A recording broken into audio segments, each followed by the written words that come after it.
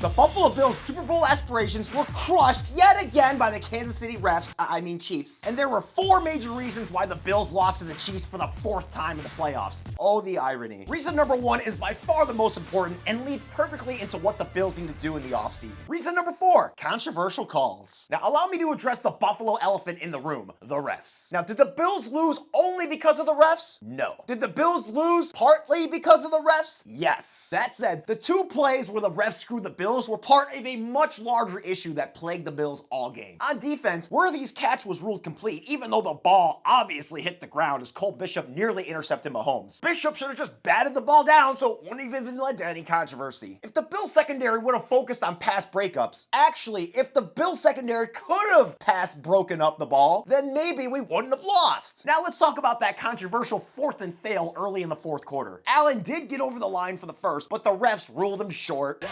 What did you think, Gene Steratore? I felt like he gained it by about a third of the football. Yeah, I concur. However, this was just another example of the offense's incompetence by even letting it get to 4th down in the first place, instead of taking advantage of all the other 3 downs they had. Also, if Allen would have gained even an extra yard and a half, or even an extra yard, it would have been undeniable that he got the 1st down, and there would have been no controversy whatsoever. Because Allen and the O-line couldn't make it obvious that they got the 1st down, they let the refs make the decision for them. Now, while these calls were undoubtedly controversial, it's important to remember that the Bills had many other opportunities to win this game. You know, like all those other downs that led the 4th down that they didn't do shit.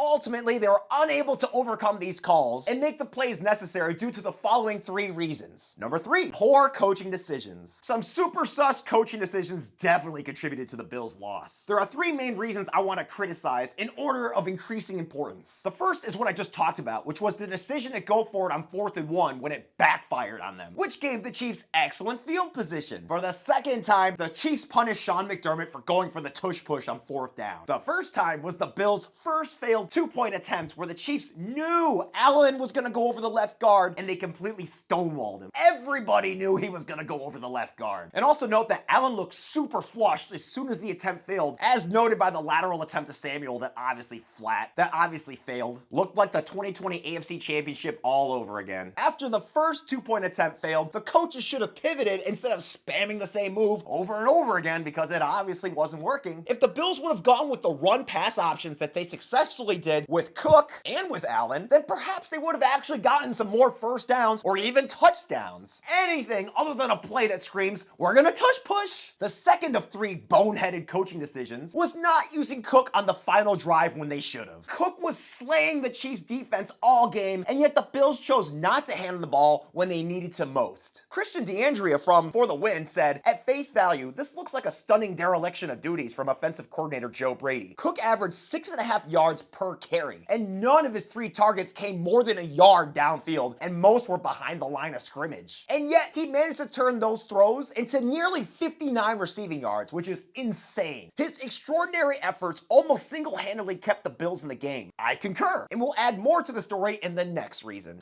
And the 3rd and final nail in the coach's coffin was the decision to go for a screen pass on 3rd and 10. What the hell did they think was gonna happen? That has got to be the dumbest decision I've seen all game, other than continuously spamming the tush push. And because Allen threw to Cooper in a Chiefs beehive, Cooper only managed to get 5 yards to bring up 4th and 5. And we all know how that ended. Just wait for reason number 2. And side note, the coaches shouldn't have gone chasing points in the first half when they didn't need to. There was no reason to go for 2 to try to only be down by a field goal right before the half. They should have just kicked the extra point, and then yeah, they'd be down by a little bit, and could have tried the 2-point conversion sneak later on in the 3rd quarter when they had to, instead of just giving away their entire playbook. Reason number 2 the Bills lost, Josh Allen and offensive woes. Now, the Bills' opening drive told me everything that I needed to know about this game. Allen looked extremely rattled on that drive, nearly throwing 2 interceptions in back-to-back plays to bring up the first of many 3-and-outs. Allen's accuracy was especially off, especially since the receivers couldn't get any separation. Now, while Allen had some impressive moments, including a spectacular 34-yard touchdown pass to Mac Hollins, he struggled a lot under pressure, completing just 5 of 14 passes for 66 yards and a a tutty. And as I said earlier, the Bills' usually reliable 4th and 1 tush push, also known as the snowplow, didn't know that, was extremely ineffective this game. This inability to convert on short yardage situations on 3rd or 4th down was a huge reason why the Bills' offense lost, which led to easy turnovers for the Chiefs. The Chiefs' 3 stops on QB sneaks were the most run stuffs by a defense against QB sneaks in a game in the next-gen stats era. Again, it's not on the refs, it's on the offense. The refs didn't screw the Bills on all 4 downs. The Bills screwed themselves on all 4 downs by being too predictable and unable to convert 1st down. And like I said in reason number 3, poor coaching, if the Bills would have just kept feeding Cook instead of relying on Allen for everything, they might have actually won the game. Why would you fix something that's not broken? The Bills would have been in a much better position to win the game had they used Cook, which drives me up a wall that they didn't. I also want to say that the Bills were completely outcoached on that last 4th and fail, on that last 4th and 5 fail. The Chiefs completely fooled Brady and Allen with the quarter blitz, which forced Allen's panicked prayer throw. Kincaid definitely should have caught that, but he channeled his inner Mark Andrews and let the ball slip right through. This was just part of a larger issue that the Bills offense had where they couldn't get open and they couldn't catch the ball when they were called upon.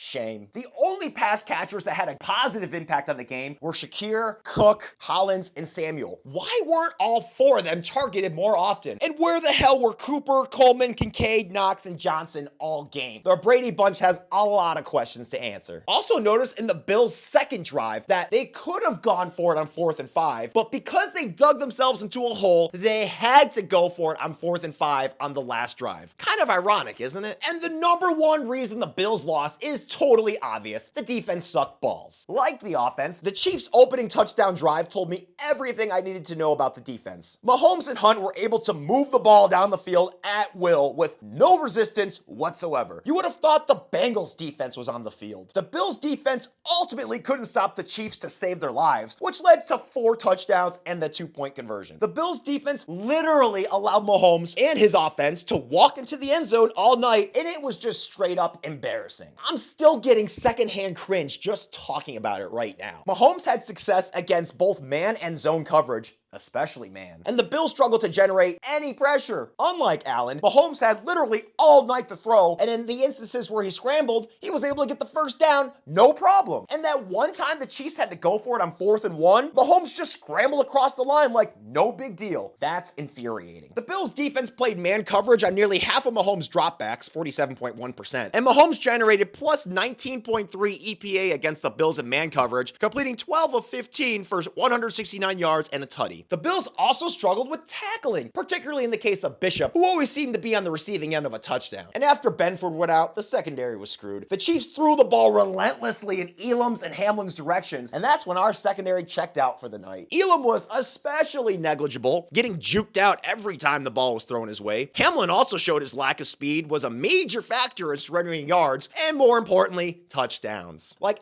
every time I saw the Chiefs score a touchdown, those guys were in the vicinity just standing there or too late. Hey, you guys are too late. The absence of Taylor Rapp was extremely obvious and gut-wrenching due to a complete lack of depth at safety and corner. The 3 good things the defense did were Oliver recovering the Mahomes fumble. That was hilarious. Mulatto sacking Mahomes out of field goal range on 3rd down. That was even more hilarious and quite enjoyable to watch. And 3, Phillips and Oliver holding the Chiefs to a field goal. I actually thought we had a chance after that. Other than that, a nearly non-existent pass rush let Mahomes and company convert at will and beat us. Only Oliver, Mulatto, and Phillips had any impact on the defense, and even their impact was limited to 1 play each. The Bills needed those guys to get triple the amount of sacks and fumbles they got in order to have a chance against Mahomes, especially since the secondary was completely useless. Everyone else on the D-line was practically negligible as well. Expect the pass rush to be a huge talking point in the offseason. Speaking of the offseason, here are the 6 things that need to be fixed this offseason. Number 1, bolster the pass rush. The Bills need to find a way to generate more consistent pressure or any pressure on opposing quarterbacks, especially Mahomes. Von Miller has been a non-factor, and the Bills need to explore options to improve their pass rush, whether through free agency or the draft, or both. The Bills have 11 players eligible to become